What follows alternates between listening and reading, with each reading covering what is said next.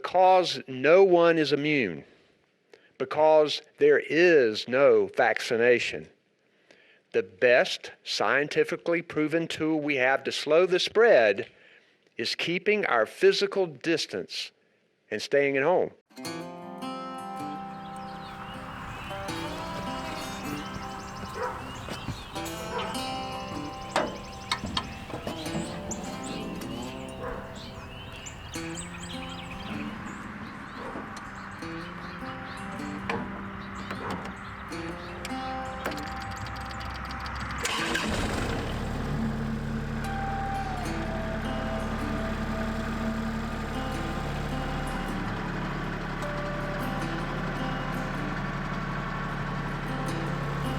In our time at home with social distancing, we've been working on a lot of projects around the ranch. We have finished our existing vegetable garden layout. We built that last year, but this year we're going to be expanding onto that. We've also been putting up fences. We brought more cows onto the property, so we had to put up a new fence line. We've been being very productive with our time at home. Now, I wanted to bring you up to speed on this project. This is our shed building project, and explain to you a little more about what I'm doing here.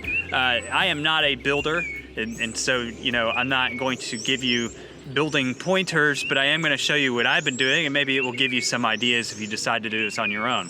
When it comes to agricultural structures or sheds, the building code, at least in our county, can be a little more lax because it's not used for residential purposes. It's an agricultural building.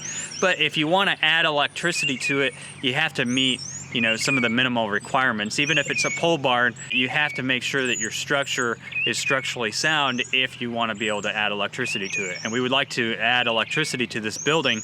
The building was originally, the idea was that we were going to buy a shed kit.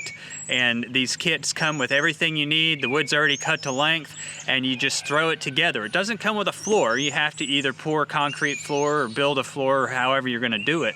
But the more I looked at the kit, the more I realized it wasn't what I wanted. It had, you know, 6 or 7 foot ceilings. I think they were more like 6.5 foot ceilings. And then it had a low gable roof design, which is fine, but what I really wanted was an area that I could turn into a workshop, and then have a second floor space or attic space where I could put a lot of things for storage. When I was looking at that shed kit and I looked at the price tag on it, and then I priced out building that main structure myself, and I thought, you know, for about the same amount, I think it came out to a couple $100 cheaper on my original design to build the main structure.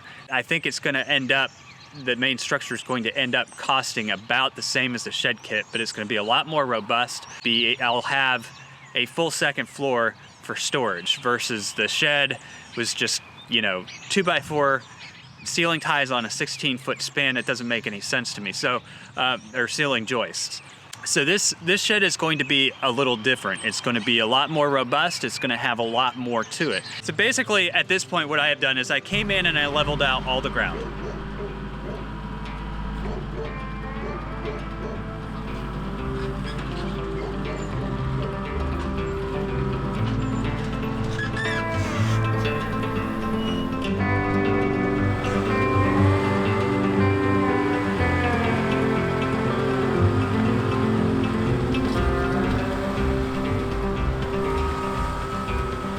And then I added about a foot of crush and run on top of the ground.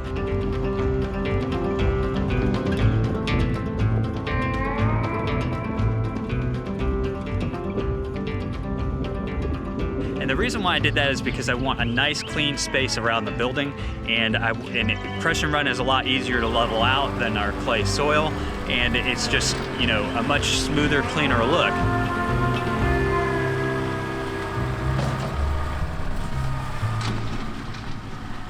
I'm also going to be adding on the side of this main 16 by 16 building, I'm going to be adding some shed roofs out the side to create some wings on the building for additional space. And that will have crush and run floor. So just kind of getting the foundation set up with crush and run was important to me.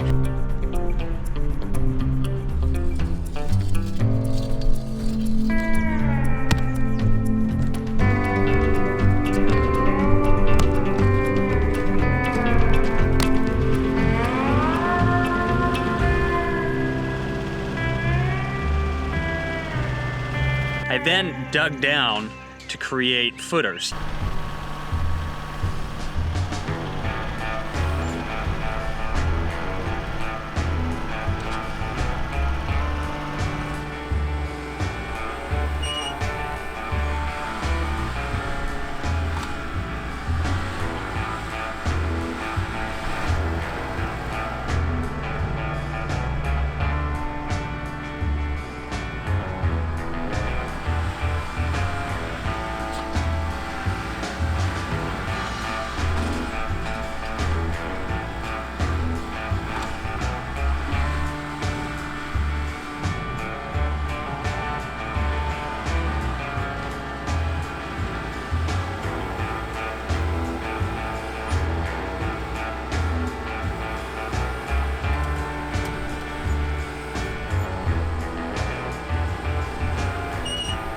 When I was digging the holes, I got a little offbeat, so there's a couple holes that I'm gonna have to adjust by hand, but it's not that big of a deal. I think most of my beams will run in the direction that my tractor was moving in, and that'll make it a little easier to set them and get them completely lined up. I had to somehow build up the grade right here. We had a really bad drainage problem right where I'm putting this. I kind of cut into our whole yard to make a new drainage ditch going out to just kind of help clear water from this area, and I think it'll work just fine. I at least got the drop away from the base of the building that I need to have.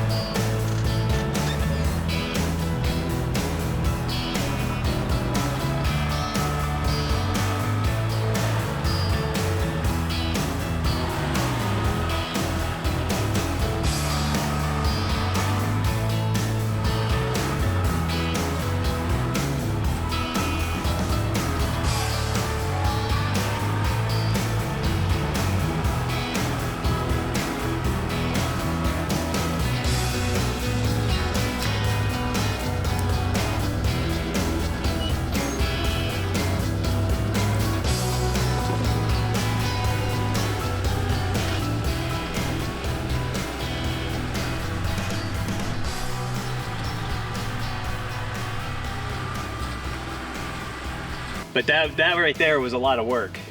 It's not easy when you're working with red clay and it's wet outside, I'll tell you that. But I don't think I would have been able to dig into it if it wasn't wet. So it's kind of like a catch-22. The space below the crush and run, where we go down into the actual ground, is where I put concrete, and I put a lot of concrete down there. And the reason why I did that is because that is what is keeping the building from sinking. You have to have those footings under the ground, and they can't be, like, you can't count the crush and run that I poured on top as part of that.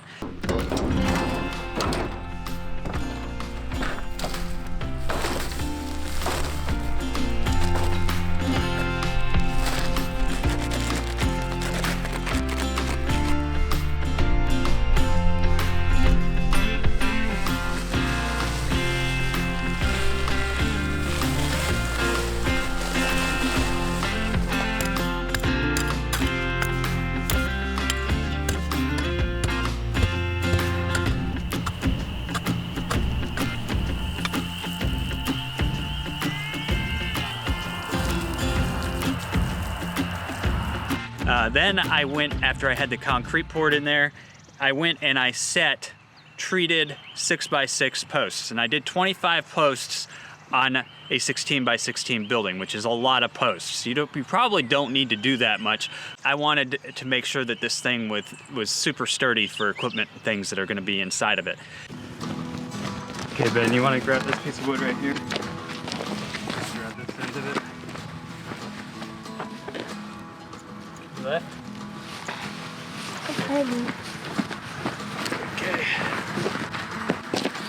So we have 8-foot 6x6 posts, but I only need 4 feet for each post.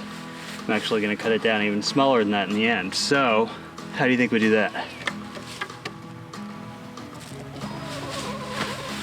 We measure and cut. Pull that on the end. Nope. And just hold it so it's pushed up. There you go. Now let's bring it to the corner. Like right here? Yep. Let's do the other corner. Now, let's take this and we're gonna roll it like this. And do that again. Now the other corner.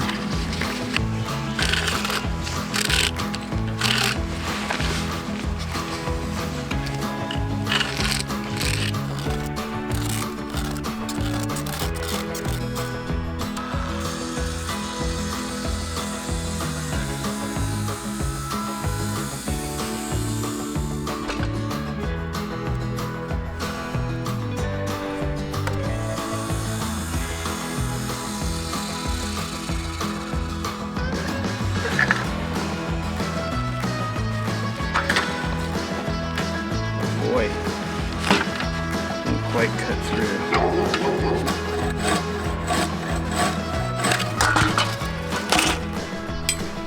Okay.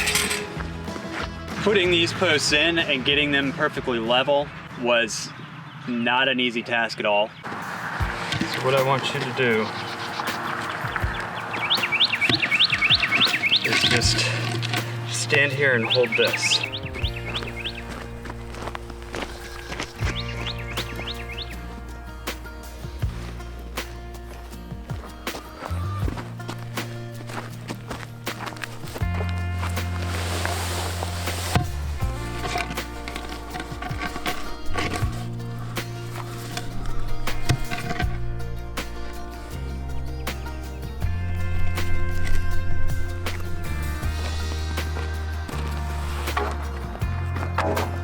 Hold this straight up and down. Like this. Hold it there.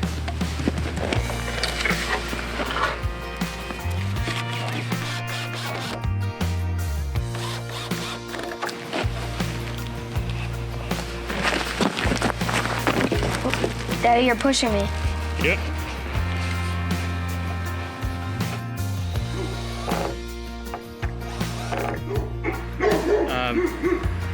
Come down to this side.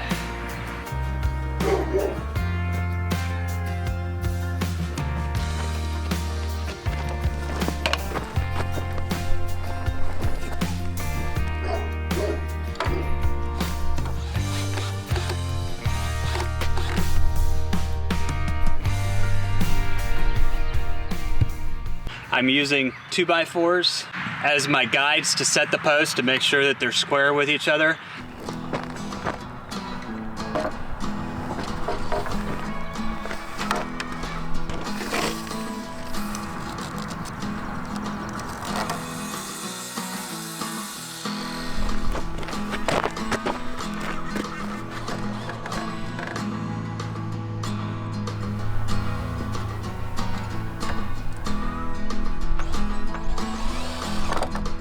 And the big thing when you're building a foundation like this is making sure that you get it completely square. That means your measurement from this corner to that corner and that corner to that corner have to match. It's not just 16 feet by 16 feet by 16 feet by 16 feet. I think the center measurement has to be like 22.63 inches or something along those lines.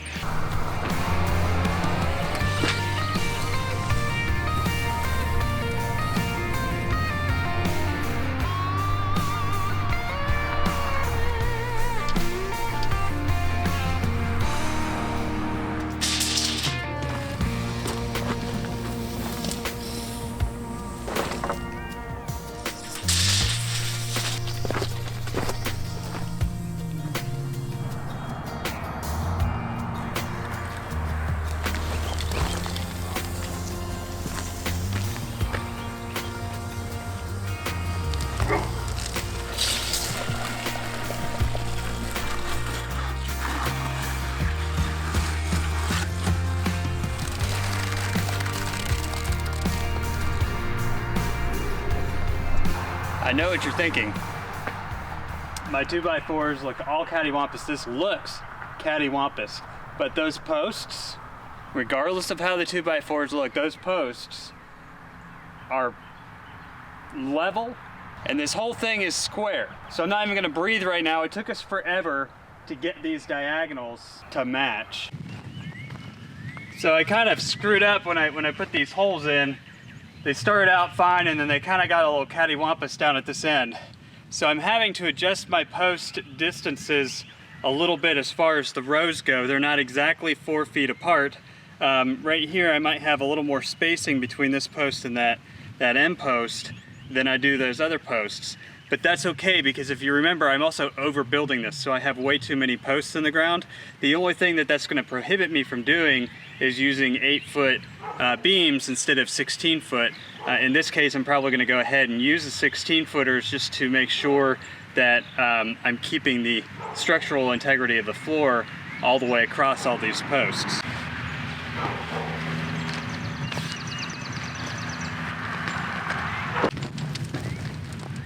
I'm using a 16-foot beam to just kind of line up across these holes so that as I measure my distances,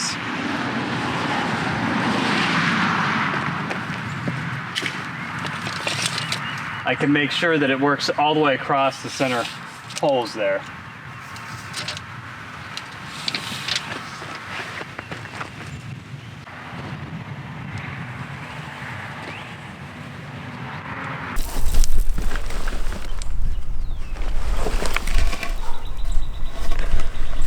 I have to make sure that all of my posts are all level and lined up with each other. So I'm using the 2x4 to basically square them up with one another as far as staying in line. And then I'm taking my level, making sure that they are level and screwing them in place. And then once these are in place the way that they should be, I'll go ahead and pour the cement down the holes with them, and I'm going to mix the cement for these.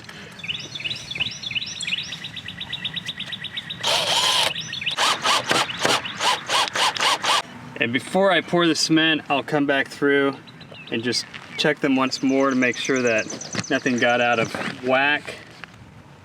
For instance, this one here, I feel like they're off slightly adjusted. The plumbness of your posts is extremely important for the overall sureness of the building.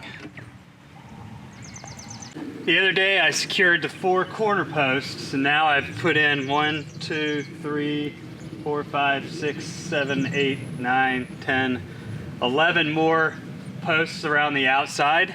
And I'm gonna go ahead and mix concrete and put it in the holes with these posts, and then I'll start working my way down the center. I do have to do a little work over here to be able to get that post in.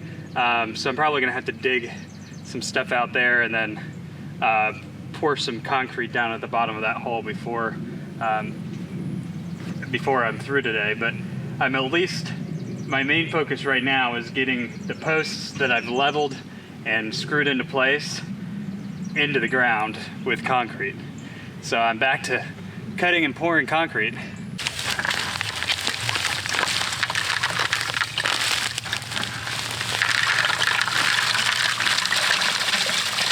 Mixing concrete is a royal pain.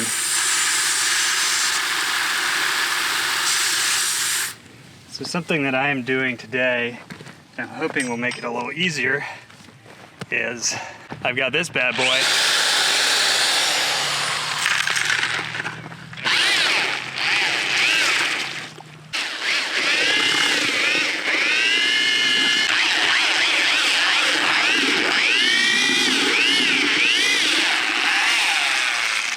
I didn't get nearly as much done today as I was hoping to. Maybe I can get out here after dinner and get a couple more sacks in the ground. I'd like to get at least those far 2 posts over there in, but I've got this whole side, that side, and started going down the far side. It's a lot of work. So once I had those piers set in place, obviously they're all different heights. I went around and leveled them out. I tried a laser level that we had was cheap. It stunk. When I put a level to it after I drew the lines, it didn't work. So I went pier by pier with a 4-foot level because my piers are about 4 feet apart, and I marked the lines that way.